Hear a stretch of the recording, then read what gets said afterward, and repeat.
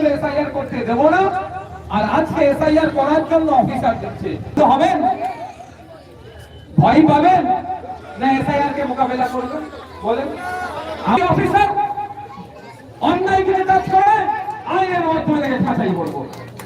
নাম, phone number, আপনি কোথায় চাকরি করেন, আপনার একটা ফটো এটা রাখবেন। কেন?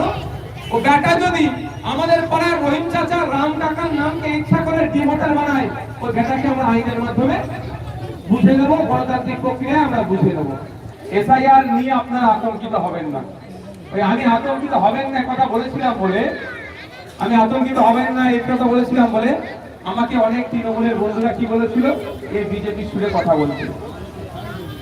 আমি সেই দিনকেও বলেছি আতঙ্কিত হবেন না, আজ আপনারা আতঙ্কিত হবেন না। তবে হ্যাঁ, আমাদেরকে সজাগ থাকতে হবে। কিন্তু সেই দিনকে তৃণমূল বলেছিল কি এসআইআর হতে দেবো না, আর এসআইআর হওয়ার জন্য তৃণমূল অফিসার দিচ্ছে।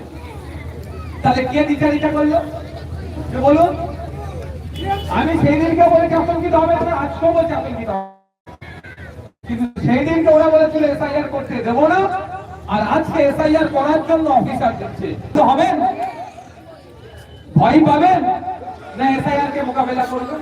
বলেন, আমার বক্তব্য হচ্ছে মোকাবেলা করব।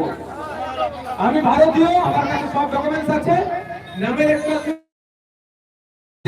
আমি মোকাবেলা করব। আমি মাঠ ছেড়ে পালিয়ে যাওয়ার ছেড়ে না। কিন্তু যিনি বলেছিলেন এসআইআর হতে দেব না, তিনি তাহলে কেন তার অফিসার দিয়ে এসআইআর করছে? এটা আপনাদেরকে প্রশ্নবিদ্ধ করতে হবে। এই বিচারিতা তাদের বন্ধ করতে হবে। এবার আপনাদের বলি, এই আজকে এই পাড়াটার নাম পানাপুকুরের খবর এসেছে, বাঘ এসেছে। তো আপনারা ভয়ে গিয়ে দরজায় ঘরে ঢুকে দরজা দিয়ে দিলে বাঘ কি চলে যাবে? এসআইআর করার জন্য অফিসার দিয়ে দিয়েছে, মানে এসে হাজির। এবার কি করবে? তাহলে ঘরে ঢুকে দরজা দিয়ে দেন, সেটা কি সমস্যার সমাধান হবে? পানাপুকুরের মানুষ যদি 24 ঘন্টা 48 ঘন্টা ঘরে ঢুকে দরজা দিয়ে বন্ধ করে বসে থাকে, বাঘ ফিরে যাবে না, এসআইআর না করে চলে যাবে না। তাহলে আমাকে কি করতে হবে? বাঘকে বেরিয়ে খাঁচাই ভরতে হবে। আমাকে কি করতে হবে? খাঁচাই ভরতে হবে। তাই নজর রাখতে হবে এসআইআর এর নামে সেই ফাতেমা হোক আর সরস্বতী হোক, রাম হোক আর রহিম হোক, কারো নাম অবৈধভাবে অন্যায়ভাবে যদি কাউকে ভোটার করে, তাহলে তাকে আমরা তাদের বিরুদ্ধে আইনগত লড়াই করব। মাঠে ময়দানে গণতান্ত্রিক প্রক্রিয়ায় সেই অফিসারের বিরুদ্ধে আমরা লড়াই সংগ্রাম সংগঠিত করব। হবে তো ভাই? যখন এবার বলুন, আপনি আতঙ্কিত হলেন বাঘের ভয়ে ঘরে ঢুকে বসে থাকলেন, বাঘ এসে এই পানাপুকুরে ঘুরছে, আপনি বেরোতে পারবেন কি? আর খাওয়া দাওয়া রুজি রুটি সব বন্ধ হয়ে যাবে, তো হার্ট অ্যাটাক করবে, ফেল করবে, তো বাঘ এসে গেছে। আমাদের কি করতে হবে?